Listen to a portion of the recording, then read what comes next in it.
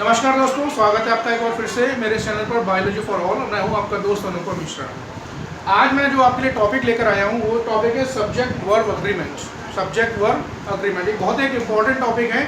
बहुत सारे इसमें ऐसे पॉइंट्स हैं जिसमें स्टूडेंट्स को बहुत कन्फ्यूजन रहता है, और खासकर जो कॉम्पिटिटिव एग्जाम्स की तैयारी कर रहे हैं, टीजीटी, पीजीटी या अन्य कॉम्पिटिटिव एग्जाम्स की तैयारी कर रहे हैं जिनमें इंग्लिश एक इम्पॉर्टेंट सब्जेक्ट है, उनके लिए भी कभी कभी ये टॉपिक समझने में थोड़ा सा दिक्कत आती है। ठीक है, तो उसी कन्फ्यूजन को दूर करने के लिए मैं आपके लिए ये टॉपिक लेकर आया हूँ। ठीक है, इसमें जितने भी इंपॉर्टेंट पॉइंट्स हैं मैं सारे यहाँ पर कवर करने की कोशिश करूँगा, और वीडियो के अंत में अगर आपका कोई सुझाव या कोई आपका क्वेश्चन है तो आप मेरे से ज़रूर पूछ सकते हैं। जो लोग इस चैनल से पहली बार जुड़े हैं उनसे रिक्वेस्ट है कि चैनल को सब्सक्राइब करें, और जो लोग चैनल से जुड़ चुके हैं उनका बहुत बहुत धन्यवाद। चलिए शुरू करते हैं। सब्जेक्ट वर्ब अग्रीमेंट क्या है? अग्रीमेंट आपस में क्या होता है, एक दूसरे से, यानी कि दो चीज़ें समान प्लेटफॉर्म पर एक दूसरे को अग्री करें। दो चीज़ें या दो व्यक्ति के बीच में भी कोई अग्रीमेंट होता है, किसी दो पॉइंट पर या किसी एक बिंदु पर अग्रीमेंट होता है, कई सारे पॉइंट्स पर अग्रीमेंट होता है। सब्जेक्ट एंड वर्ब अग्रीमेंट का मतलब ये है कि in a sentence the verb should agree with its subject, यानी कि किसी सेंटेंस में जो सब्जेक्ट है और जो वर्ब है एक दूसरे को अग्री करना चाहिए। किसमें? The subject should agree with the subject, the verb should agree with the subject in number and person. Number तो आप समझ गए होंगे भाई, सिंगुलर है या प्लूरल है। ठीक है, सब्जेक्ट सिंगुलर है तो क्या सिंगुलर वर्ब लगानी है, प्लूरल है तो प्लूरल वर्ब लगानी है। ये कहने में जितना आसान है उतना आसान है नहीं। ठीक है, और पर्सन क्या होता है? जैसे प्रोनाउन आपने पढ़े होंगे, first person pronoun, second person pronoun, third person pronoun. ठीक है, तो उनका क्या रूल है वो भी मैं आपको समझाने की कोशिश करूंगा। तो पॉइंट वाइज को लेकर शुरू करते हैं। पहला रूल क्या है? When two singular subjects are connected with and, अगर दो सिंगुलर सब्जेक्ट एंड से कनेक्टेड हो, ठीक है, दो सिंगुलर सब्जेक्ट आपस में एंड से कनेक्टेड हो, it will take a plural verb, यानी कि दो सब्जेक्ट सिंगुलर मिलकर एक प्लूरल सब्जेक्ट बन जाता है। तो जहाँ पर दो सब्जेक्ट एंड से कनेक्टेड हो वहाँ पर वर्ब हम कौन सी लगाएंगे? प्लूरल लगाएंगे। ठीक है, एक एग्जांपल लेते हैं यहाँ पर। A boy and a girl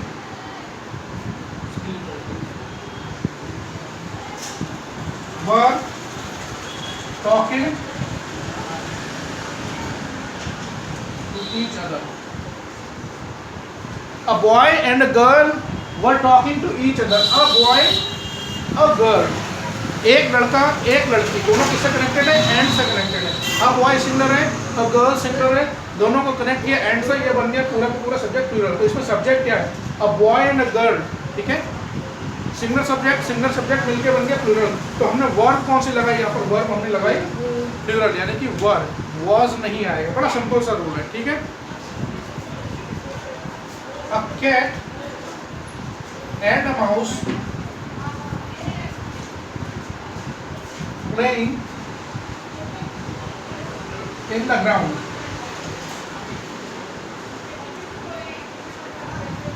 A cat and a mouse playing in the ground। अगर आपको ये रूल समझ में आया, ये एग्जाम्पल समझ में आया, तो मुझे यहाँ पर लगाइए इज आएगा कि आर आएगा।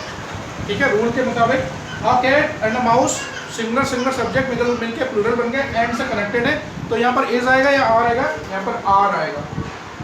ठीक है, बड़ा सिंपल सा रूल है भाई। दो सिंगुलर सब्जेक्ट मिलके प्लूरल सब्जेक्ट बन जाते हैं, और उसके साथ हम जो वर्ब लगाएंगे हेल्पिंग वर्ब, वो तो हम कौन से लगाएंगे? प्लूरल। ये तो बड़ा सिंपल सा नियम है। ठीक है, अब जो दूसरा रूल है,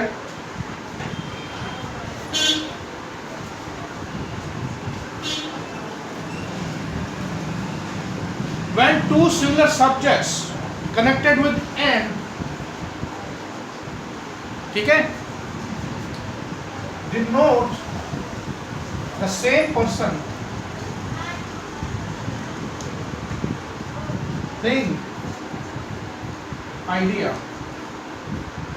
जब दो सिंगुलर नाउन या दो सिंगुलर सब्जेक्ट भले ही वो एंड से जुड़े हुए हैं, लेकिन वो एक ही आइडिया या एक ही व्यक्ति या एक ही चीज़ की तरफ इशारा कर रहे हैं, ठीक है, तो उस केस में जो वर्ब आएगी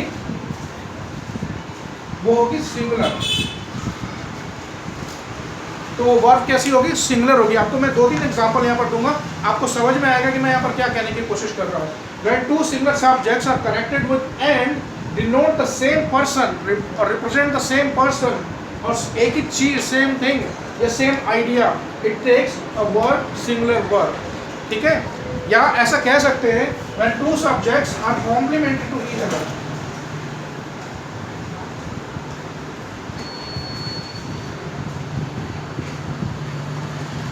दो सब्जेक्ट हैं एक दूसरे के कॉम्प्लीमेंट्री है। कॉम्प्लीमेंट्री का मतलब ये है कि दोनों चीज़ें अलग अलग यूजलेस हैं। जब दोनों चीज़ों को एक साथ रखा जाएगा then it makes a sense.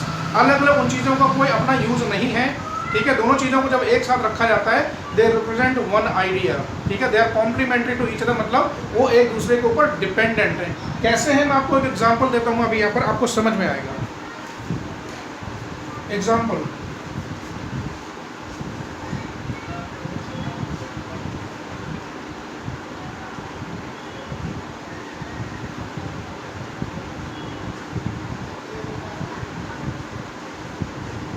इस एग्जाम्पल को पढ़िए।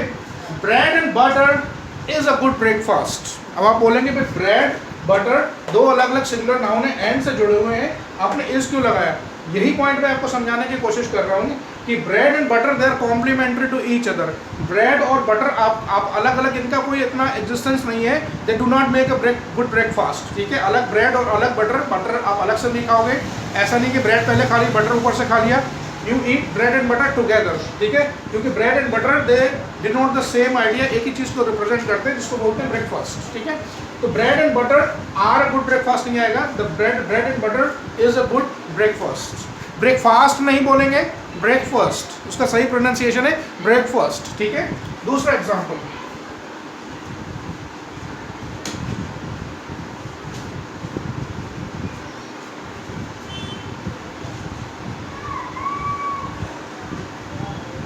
पहले मैं लिख देता हूँ फिर बताऊंगा। पढ़िए इसको। A horse and carriage, a horse and carriage is standing at the door. Horse and carriage, घोड़ा और गाड़ी, यानी कि घोड़ा गाड़ी, एक घोड़ा गाड़ी दरवाजे पर खड़ी हुई है। तो horse and carriage they represent one single thing, ठीक है। They are complementary to each other. केवल गाड़ी का तो आप कुछ नहीं करोगे, उसको घोड़ा गाड़ी तो नहीं माना जाएगा। तो घोड़े के संग जब गाड़ी जोड़ेगी तभी उसको घोड़ा गाड़ी बोलेंगे और तभी वो यूज़ करने लायक बनेगी। A horse and carriage is, यहाँ पर आर नहीं आएगा, ठीक है। ऐसे बहुत सारे एग्जाम्पल मैं यहाँ पर वर्ड्स लिख देता हूँ आपको, ताकि आपका जो कंफ्यूजन है वो दूर हो जाए। जैसे बैट एंड बॉल,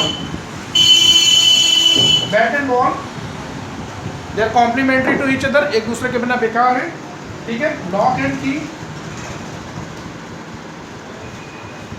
ठीक है। ऐसे बहुत सारे एग्जाम्पल हैं। एक एग्जाम्पल मैं आपको और देता हूँ, बड़ा इंपॉर्टेंट सा एग्जाम्पल है, यहीं पर इसको ले लेते हैं। ये आपने पढ़ा भी होगा और सुना भी होगा कई बार। Time and tide for none.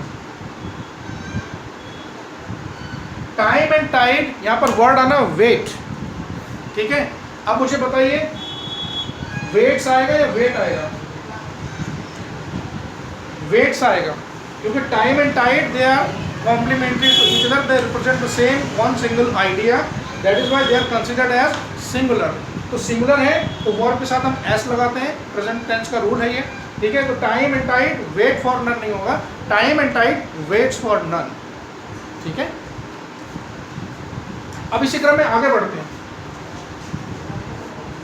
ये तो हुई चीजों की बात, हम पर्सन्स की बात करते हैं, ठीक है। The principal and manager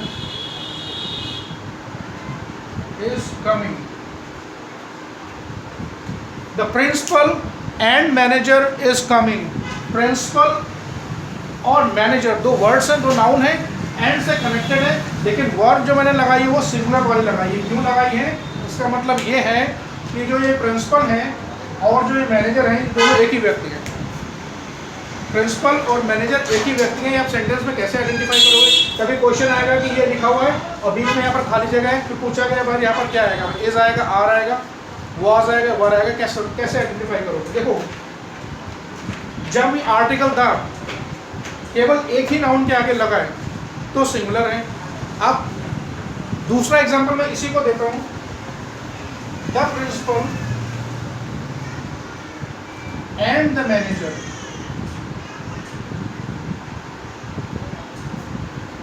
Coming. The principal and the manager. The principal अलग है, अब the manager अलग है, यानी दो अलग अलग लोग हो गए ये. The principal and the manager, दोनों के साथ आर्टिकल अपना अपना लगा है. ये दो अलग अलग लोगों को रिप्रेजेंट कर रहा है, यानी कि दो अलग अलग लोग हैं. तो यहाँ पर वर्ब सिंगुलर आएगी, प्लूरल आएगी, यहाँ पर प्लूरल आएगी, तो यहाँ पर आर आएगा. ठीक है, इस रूल को अच्छी तरह समझ लीजिए. When two nouns are connected with and but they represent one single person, it will take a singular word. When two singular nouns are connected with and but they represent two different persons, it will take a plural word. Clear? आगे बढ़ते हैं.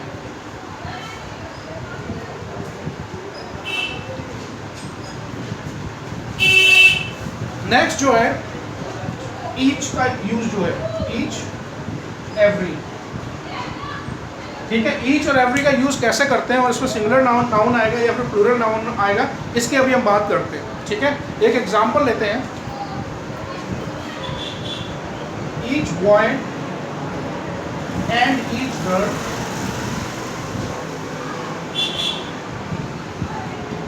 was present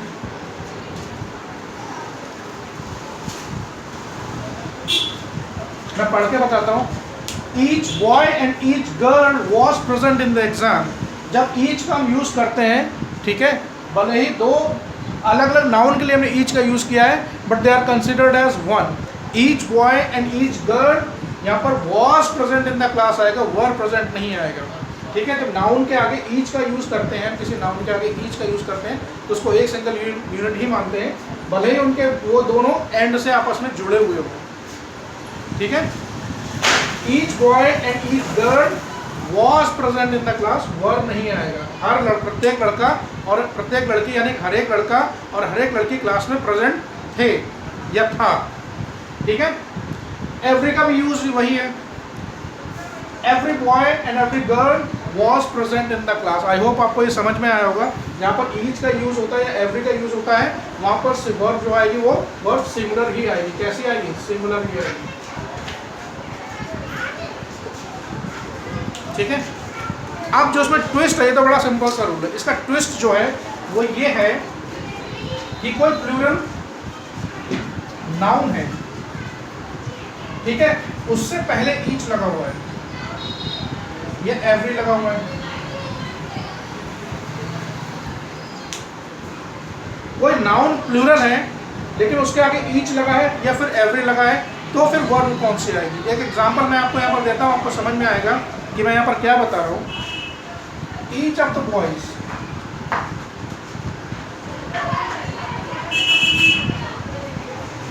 each of the boys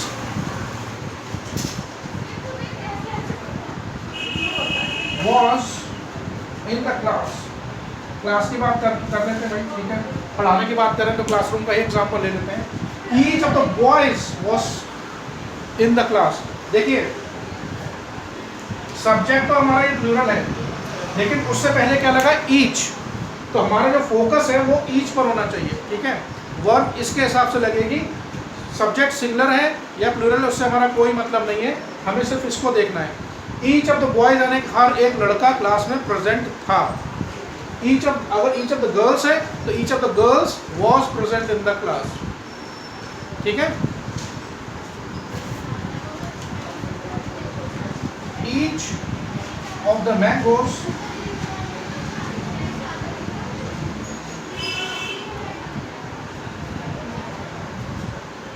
each of the mangoes रॉटन, पका हुआ, यानी कि जितने आम थे उसमें से हर एक आम पका हुआ था.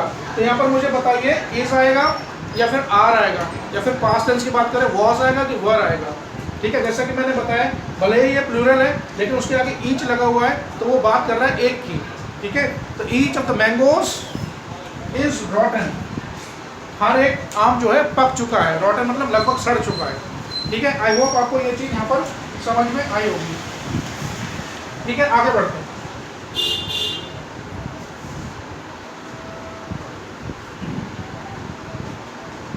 अब बात करते हैं जो नेक्स्ट रूल है, रूल नंबर 4 की. ठीक है, ईदर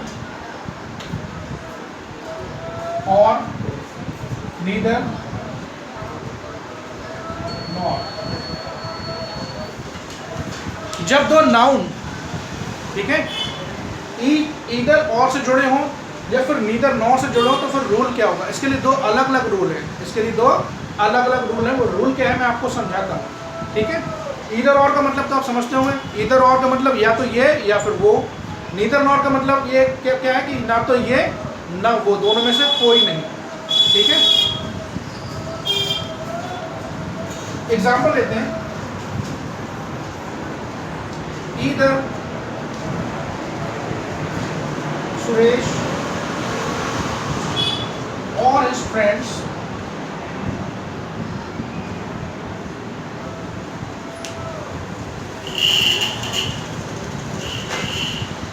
पहला मैं लिख देता हूं।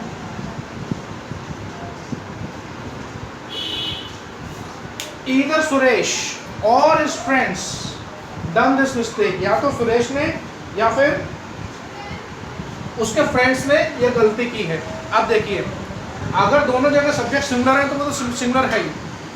अगर मैं यहाँ पर केवल फ्रेंड कर दूं तो यहाँ पर हैज आ गया भाई। ईदर सुरेश और इस friend has done this mistake, या तो सुरेश ने या उसके फ्रेंड ने यह गलती की है, ठीक है। दोनों सिंगुलर सब्जेक्ट है, कोई इसमें दिक्कत ही नहीं है भाई, हेल्पिंग वर्ब सिंगुलर आ गई। अगर दोनों में से एक सिंगुलर और एक प्लूरल तब हम क्या करेंगे, ठीक है। तो मैं क्या करता हूँ, तो सुरेश को ऐसे रहने देते हैं, फ्रेंड को फ्रेंड्स कर देते हैं, ठीक है। अब भाई ये सब्जेक्ट सिंगुलर है, ये प्लूरल है। अब कंफ्यूजन है भाई, अब एक सिंगुलर है एक प्लूरल है, तो वर्ब कौन सी लगेगी, सिंगुलर लगेगी या प्लूरल लगेगी, ठीक है। तो उसका रूल ये है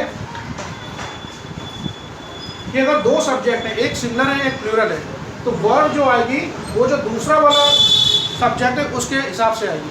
अगर दूसरा वाला सिंगुलर है तो यहाँ सिंगुलर वर्ब आएगी, ये प्लूरल है तो ये फिर प्लूरल वर्ब आएगी। इस केस में क्या है, ये सिंगुलर है सब सुरेश, फ्रेंड्स प्लूरल है, तो वर्ब कौन सी आएगी, प्लूरल आएगी। तो ईदर सुरेश और his friends have done this mistake. Either Suresh और his friends have done this mistake, ठीक है। अब एक और एग्जांपल ले लेते हैं।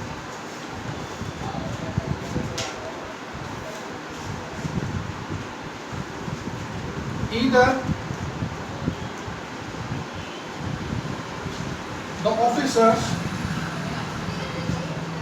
or the clerk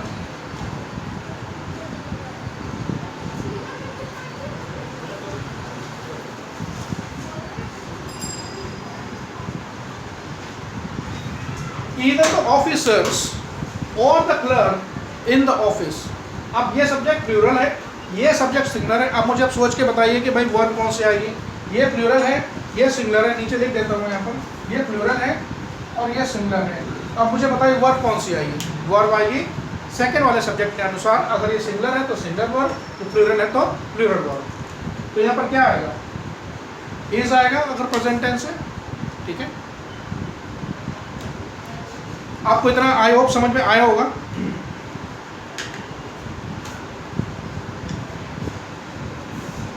अब एग्जाम्पल हम नीदर नॉर का ले लेते हैं, ठीक है। एक एग्जाम्पल ले लेते हैं, आपको उसी से समझ में आ जाएगा।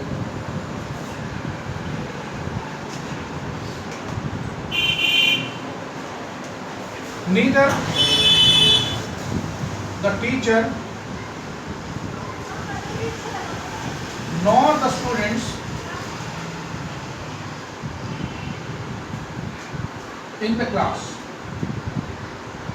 ठीक है। एग्जाम्पल बहुत सारे हैं लेकिन मैं डेलिबरेटली वही एग्जाम्पल ले रहा हूँ। Neither the teacher nor the students, अब वही रूल एप्लीकेबल होगा, ठीक है। टीचर सिंगुलर है, स्टूडेंट्स प्लूरल है। अब मुझे बताइए सिंगुलर आएगी या प्लूरल वर्ब आएगी। ना तो टीचर ना स्टूडेंट्स क्लास में प्रेजेंट था या प्रेजेंट थे, तो यहाँ पर क्या आएगी, अगर पास्ट टेंस तो यहाँ पर वर आएगी, ठीक है। अब इसको उल्टा कर दीजिए, इसको प्लूरल बना दो, इसको सिंगुलर बना दो। कैसे, इसको टीचर्स कर दो भाई, इसको स्टूडेंट कर दो, ये सिंगुलर बन गया, ये प्लूरल बन गया। अब क्या बन गया, neither the teachers nor the student. अब यहाँ पर वॉज आएगा वर आएगा, यहाँ पर वॉज आएगा,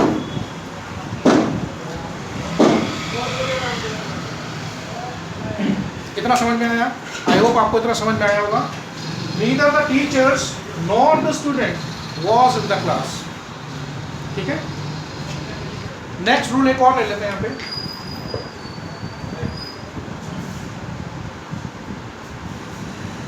नेक्स्ट रूल क्या है? Rule number 5, 2 subjects connected with किन वर्ड से? along with या फिर as well as। दो सब्जेक्ट हैं वो जुड़े हुए हैं या तो along with से या फिर as well as से, तो उस केस में हम वर्ब कौन से यूज करेंगे ये अब हम रूल यहाँ पर पढ़ने की कोशिश करेंगे, उसको समझने की कोशिश करेंगे। ठीक है, let us take an example. The house along with its content was burned. The house along with its contents was burned. House along with its contents, ठीक है, contents प्लूरल है, ये सिमिलर है, यानी कि हिंदी में मतलब ये है कि घर अपने पूरे सामान सहित जल चुका था या जल गया पूरा, उसमें आग लग गई और सारा का सामान, घर भी जल गया और सारा का सारा सामान भी जल गया। The house along with its contents was burned. वर नहीं आएगा, was आएगा। प्रेजेंट टेंस तो is आएगा। ठीक है, सब्जेक्ट कौन सा रहेगा? सब्जेक्ट हमारे जो है उसके साथ वर्ब जो आएगी वो क्या आएगी? प्लूरल वाली वर्ब आएगी। ठीक है, the house along with its content was burned. The house along with its content was burned. ठीक है, एक एग्जाम्पल और लेते हैं। The captain as well as the sailors drowned. The captain as well as the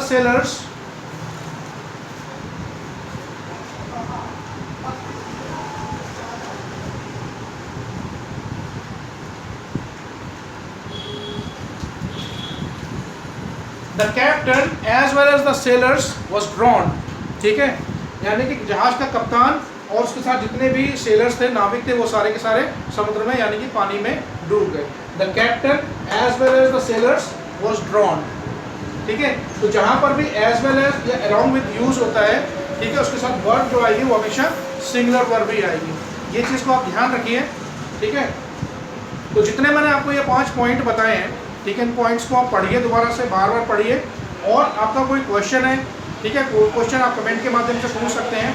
आपका कोई सुझाव है इसके बारे में तो वो सुझाव से हमें ज़रूर उसको अवगत कराएं। चैनल से जुड़ने के लिए बहुत बहुत धन्यवाद। नमस्कार। आगे बढ़ते हैं। अगला जो रूल है वो जैसे मैंने बात की थी, सब्जेक्ट वर्ब एग्रीमेंट में 2 चीज़ें होती हैं। The verb should agree with its subject in number. अब बात करते हैं पर्सन की। जैसे मैंने बोला था pronoun, first person pronoun, second person pronoun, third person pronoun. क्या होगा कि अगर सब्जेक्ट में एक फर्स्ट पर्सन प्रोनाउन है और दूसरा सेकंड पर्सन है, या थर्ड पर्सन है या सेकंड पर्सन का कॉम्बिनेशन या कोई भी कॉम्बिनेशन है, अलग अलग कॉम्बिनेशन है, तो उस केस में हम क्या करेंगे? ठीक है, उसमें वर्ब किसके अकॉर्डिंगली आएगी उसके बारे में हम बात करते हैं। जैसे मैंने आपको एग्जांपल देता हूँ प्रोनाउन का यहाँ पर। ठीक है, first person pronoun, second person pronoun, third person pronoun. ठीक है, इनका एक एग्जांपल समझ लेते हैं कि इनका यूज़ कैसे करेंगे।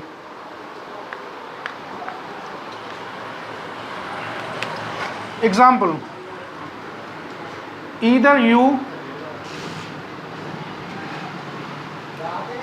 और ही मेकिंग नॉइज।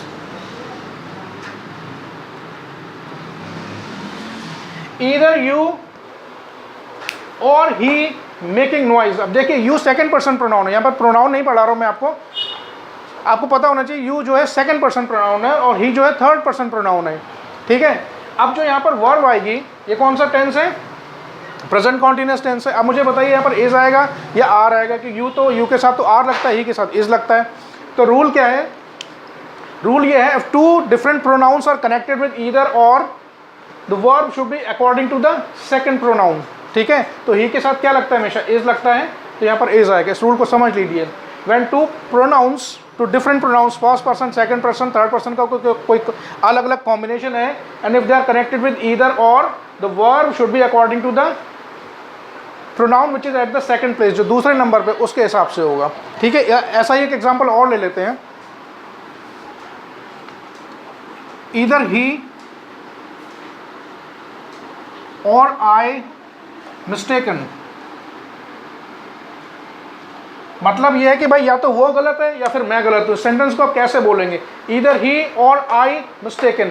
अब मुझे बताइए, ही के साथ तो इज लगता है, आई के साथ एम लगता है, तो यहाँ पर क्या लगेगा?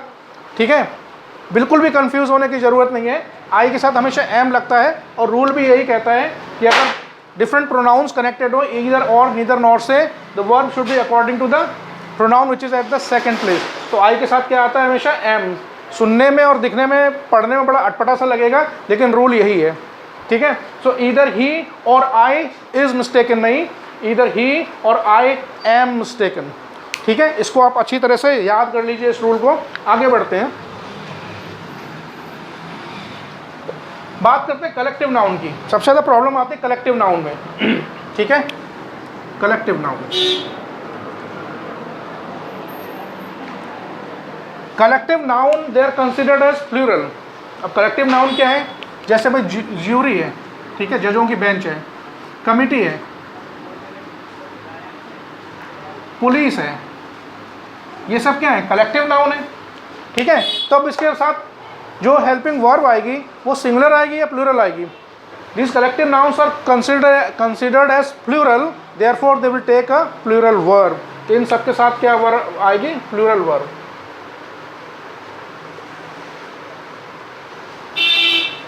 ठीक है, एग्जाम्पल लेते हैं। द कमिटी, कमेटी नहीं बोलते हैं हिंदी में, उसको कमेटी लोग बोलते हैं। ठीक है, इंग्लिश का सही प्रोनाउंसिएशन है कमिटी। ठीक है, the committee was, the committee, double M है और डबल टी है, डबल ई है। The committee divided in their opinion, यानी कि कमेटी जो थी, पूरी की पूरी कमेटी एज ए होल, उसका जो डिसीजन था या जो ओपिनियन थी वो अलग अलग थी। ठीक है, अब मुझे बताइए यहाँ पर वर्ब जो आएगी सिंगुलर आएगी या प्लूरल आएगी? वॉज आएगा या वर आएगा? ठीक है, collective noun they are considered as plural, therefore they take a plural verb. तो द कमेटी वर आएगा कि कमेटी वॉज आएगी? Committee were. ठीक है, उसी तरह ज्यूरी के साथ भी प्लूरल आएंगे, पुलिस के साथ भी प्लूरल आएगी। कैटल, एक वर्ड और है कैटल। कैटल क्या होते हैं? ठीक है, दुधारू जानवर। ठीक है, गाय भैंस इसमें आते हैं। ठीक है, द कैटल ग्रेजिंग। ठीक है, द कैटल आर आएगा या कैटल वर आएगा? कैटल इज आएगा। मुझे बताइए, कैटल हमने बात की अभी कि प्लूरल इनको कंसिडर करते हैं, therefore they take a plural verb. Cattle collective noun है, ठीक है, दिखने में सिमिलर है लेकिन ये एक्चुअली प्लूरल है। तो यहाँ पर वर्ब कौन सी आएगी? द कैटल इज ग्रेजिंग या cattle are grazing? Cattle are grazing. ठीक है, कैटल आर ग्रेजिंग, जानवर जो है चारा खा रहे हैं या घास चर रहे हैं।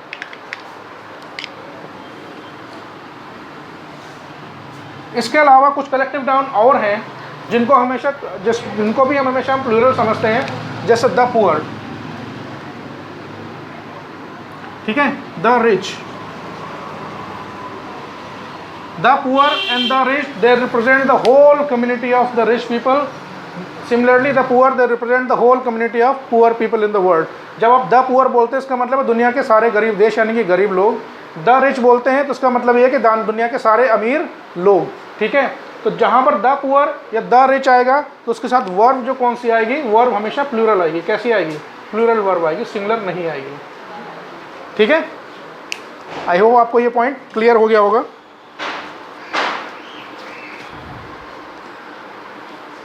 ठीक है, एक एग्जांपल ले लेते हैं।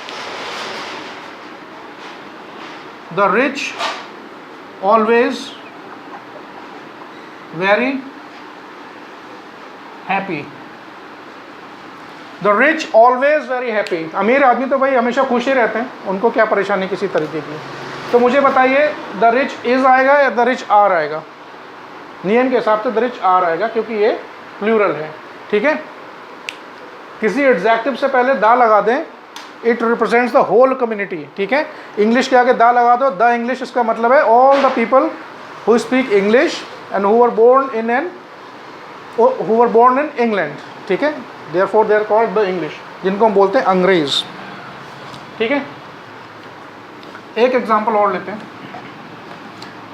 There are certain nouns which are written in plural but they are always singular in nature। बहुत सारे नाउन हैं लिखे प्लूरल में जाते हैं लेकिन होते वो एक्चुअली सिंगुलर हैं, तो उनके साथ वर्ब जो कौन सी आती है वो सिंगुलर आती है। मैं आपको एग्जांपल दे देता हूँ और आप केवल लिख देता हूँ यहाँ पर, आपको समझ में आ जाएगा वो कौन कौन से नाउन है।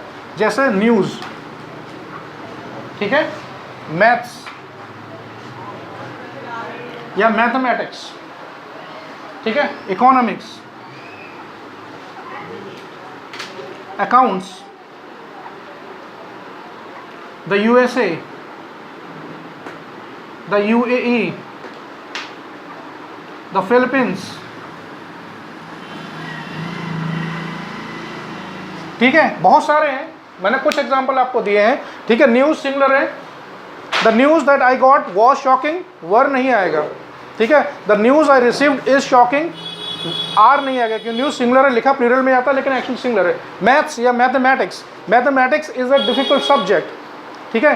Economics, economics is an interesting subject, मैंने इज लगाया है वहाँ पर। अकाउंट्स, ठीक है, उसी तरह अकाउंट्स। द यूएसए, ये कंट्रीज के नाम है, प्लूरल में लिखे जाते हैं लेकिन सिंगुलर है। The Philippines, the West Indies, ठीक है, the Netherlands, the Andaman and Nicobar islands, ये जितने भी नाम प्लूरल में लिखे जाते हैं they are actually singular in nature and character, therefore they will take a singular verb. मैं सारे के सारे एग्जांपल मैंने आपको बोल कर बताए हैं, बोर्ड पर मैं लिख नहीं रहा हूँ जस्ट टू सेव टाइम, ठीक है। इसके बाद एक एग्जांपल और लेते हैं।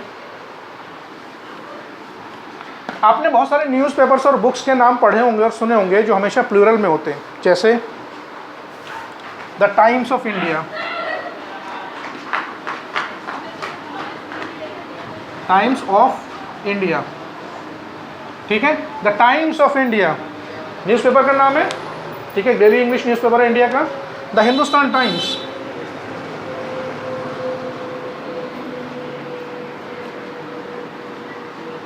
ठीक है। बुक्स के नाम कुछ सोचिए, द अरेबियन नाइट्स,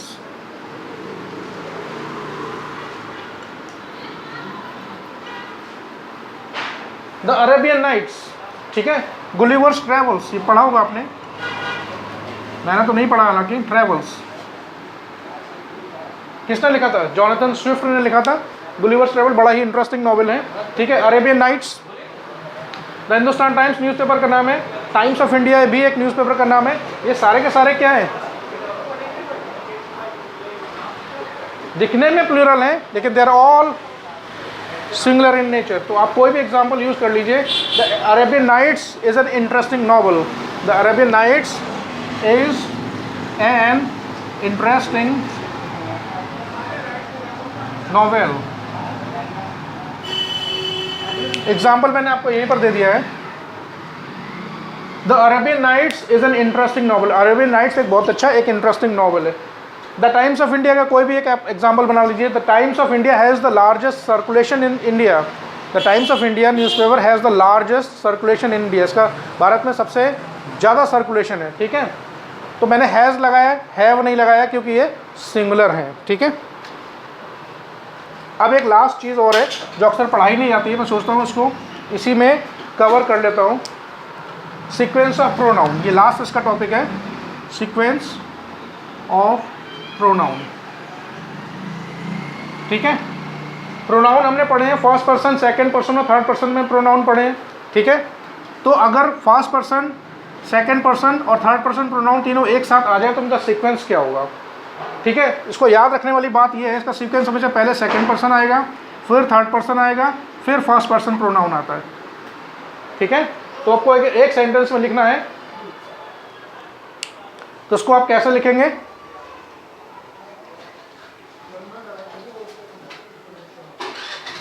मोबाइल लेके माफ़ कीजिएगा, लाइट चली गई है, थोड़ा सा वेट करना पड़ेगा। ठीक है, पहले भी एक बार ऐसा हो चुका है। ठीक है, तो you, he and I R friends. ठीक है, क्षमा कीजिएगा, थोड़ा सा टेक्निकल प्रॉब्लम आ गई, इस वीडियो को यहीं पर रुकना पड़ रहा है। लगभग सारे टॉपिक्स हमने कवर कर लिए हैं इसमें। आपका कोई क्वेश्चन सवाल है तो आप वीडियो में कमेंट के माध्यम से ज़रूर पूछ सकते हैं। बहुत बहुत धन्यवाद आपका वीडियो से जुड़ने के लिए, चैनल से जुड़ने के लिए। नमस्कार।